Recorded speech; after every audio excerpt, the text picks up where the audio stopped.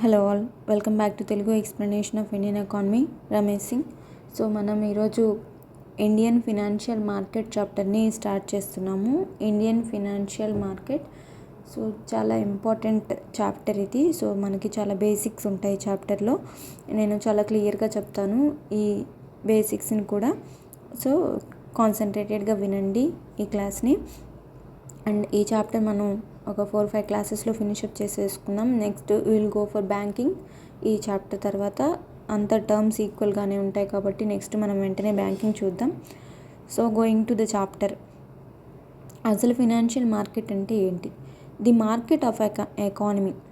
ఆర్థిక వ్యవస్థలోనే ఒక మార్కెట్ అనమాట ఇది financial market. The market of an economy where funds are transacted between the fund surplus and the fund scarce individuals and groups is known as the financial market. ఇది definition అనమాట. ఏంటి definition? ఇది ఆర్థిక వ్యవస్థలోని ఒక market. ఇక్కడ ఏం జరుగుతుందంటే ఫినాన్షియల్ మార్కెట్లో funds are transacted between the fund surplus, అంటే ఫండ్స్ ఎక్కువగా ఉన్న వాళ్ళ దగ్గర నుంచి, డబ్బు దగ్గరగా ఉన్న వాళ్ళ దగ్గర నుంచి, అండ్ ఫండ్ స్కేర్స్ ఇండివిజువల్స్, డబ్బులు లేని వాళ్ళ దగ్గరికి, వాళ్ళ గ్రూప్స్, ఎక్కువగా ఉన్న గ్రూపు తక్కువగా ఉన్న గ్రూపు వాళ్ళకి వెళ్తుందన్నమాట.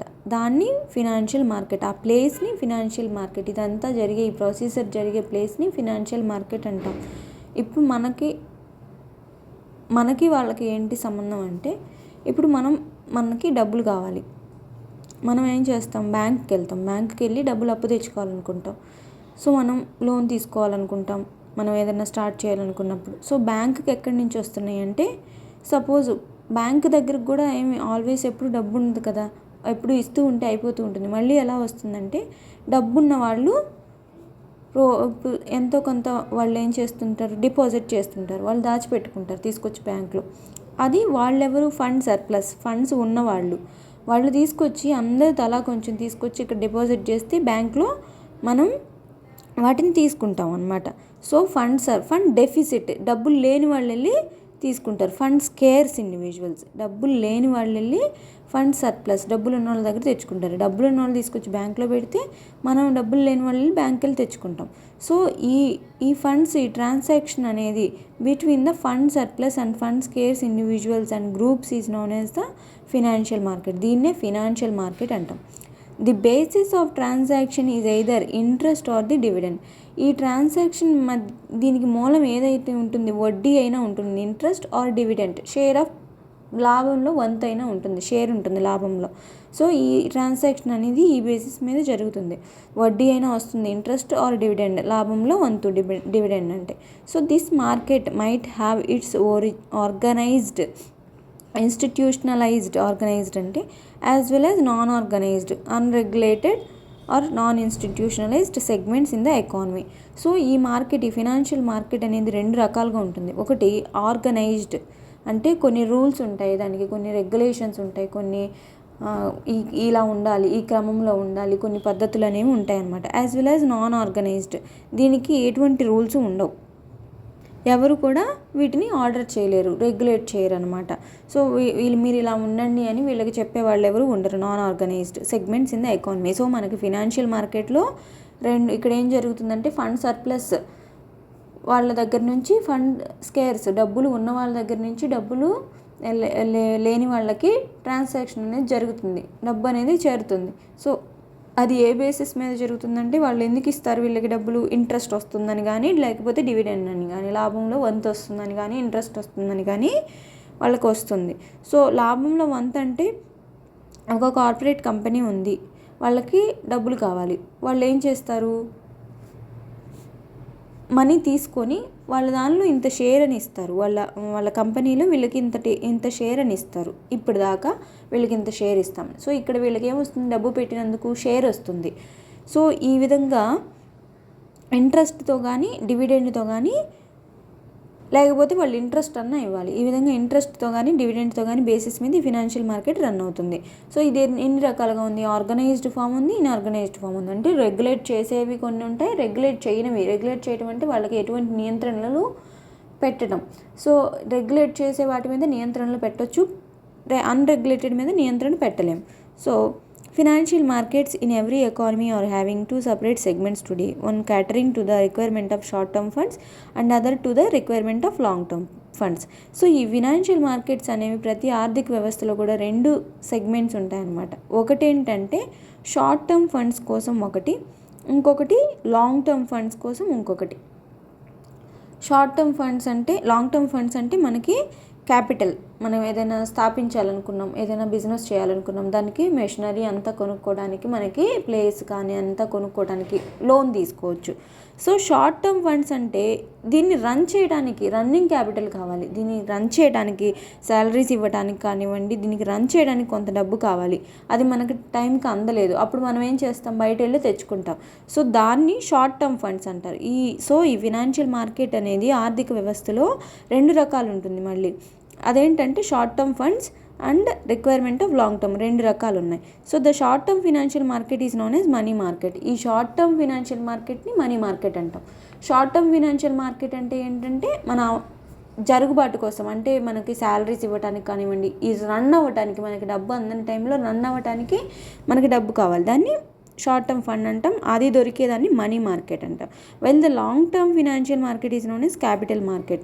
లాంగ్ టర్మ్ అంటే మనం అది స్థిరంగా ఉంటుంది, కొన్ని రోజులు అది చేస్తే మనకి ఇది స్థిరంగా ఉంటుంది. సో ఏదన్నా స్థాపించడం ఇట్లాంటివి లాంగ్ టర్మ్ క్యాపిటల్, దాన్ని క్యాపిటల్ మార్కెట్ అంటాం.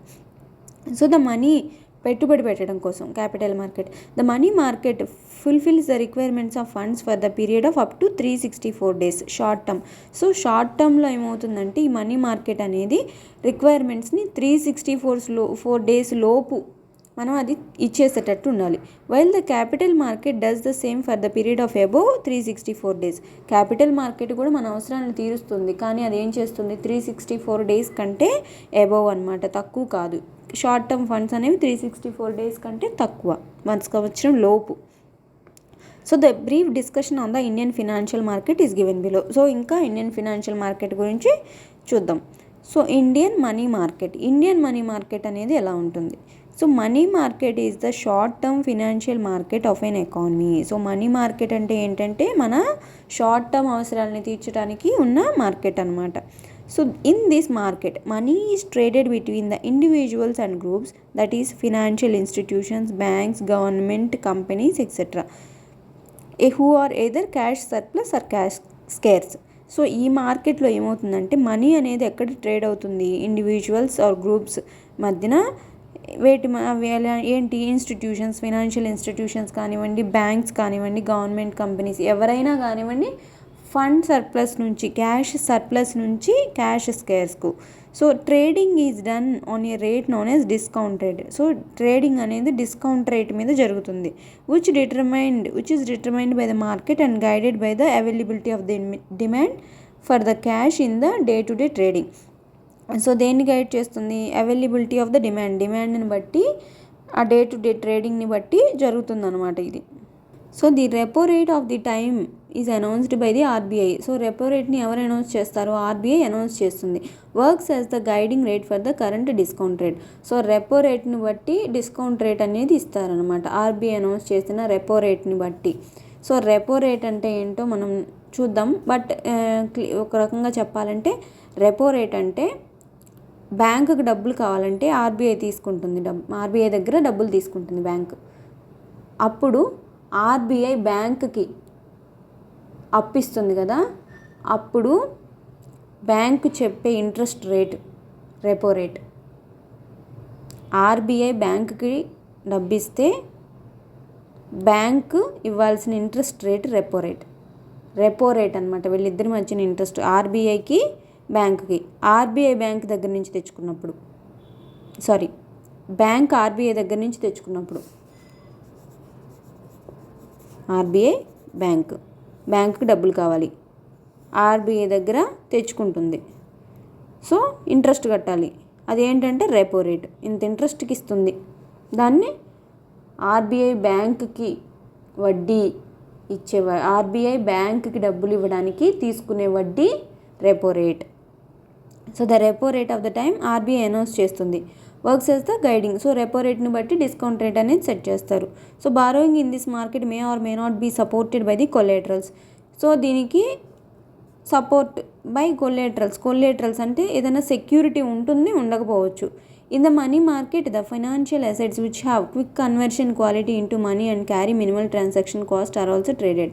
సో ఈ మనీ మార్కెట్లో ఏదైనా ఒక అసెట్, ఏదైనా ఒక ఫినాన్షియల్ అసెట్ ఈజీగా డబ్బులోకి మార్చబడేది, లేకపోతే డబ్బులోకి మార్చబడేది కానివ్వండి, దానికి తగిన విలువ తగింది కానివ్వండి, అది ట్రేడ్ చేయొచ్చు ఇక్కడ. So money market may be defined as a market where short term lending and borrowing takes place between cash surplus and cash scarce sides. So money market ఇంకొక ఏం డిఫైన్ చేయొచ్చు అంటే where short term lending and short term అంటే 364 days కంటే తక్కువలో lending and borrowing అంటే అప్పు తీసుకోవటం అనేది, అప్పు ఇవ్వడం అండ్ అప్పు తీసుకోవడం అనేది జరుగుతుంది. ఎవరి మధ్య? బిట్వీన్ క్యాష్ సర్ప్లస్ డబ్బులు ఉన్న వాళ్ళ మధ్య అండ్ డబ్బులు లేని వాళ్ళ మధ్య షార్ట్ టర్మ్గా 364 రోజుల మధ్యలో జరిగేదాన్ని మనీ మార్కెట్ అంటారు. So the market operates in both organized and unorganized channels in India. So market 2 organized channels, unorganized channels మధ్యలో జరగవచ్చు. So starting from person to person mode and converting to telephonic transaction. ఇప్పుడంతా online వెళ్ళిపోయిందనమాట. The transaction might take place through the intermediaries అంటే ఎవరు? Brokers అనమాట. ఈ transaction brokers ద్వారా జరగవచ్చు. Or directly between the trading sides, డైరెక్ట్లీగా ట్రేడింగ్ చేసుకునే వాళ్ళ మధ్య కూడా ఇంటర్మీడియట్స్, బ్రోకర్స్ ఎవరు లేకుండా కూడా జరగవచ్చు. So that is the introduction of the money market. ఇది money market definition. Cash surplus to cash scarce, that is the money market. Interest and dividend మీద వెళ్తుంది, డిస్కౌంట్ రేట్ మీద వెళ్తుంది. సో డిస్కౌంట్ రేట్ అనేది మనకి రెపో రేట్ మీద base అయి ఉంటుంది. That is the summary of introduction. This is just the introduction. Money market అంటే ఏంటనే దాని మీద ఇంట్రడక్షన్. సో నెక్స్ట్ క్లాస్లో మనం నీడ్ ఫర్ మనీ మార్కెట్ చూద్దాం. అండ్ క్లాస్ నచ్చి ఉంటే సబ్స్క్రైబ్ చేయండి. Thank you.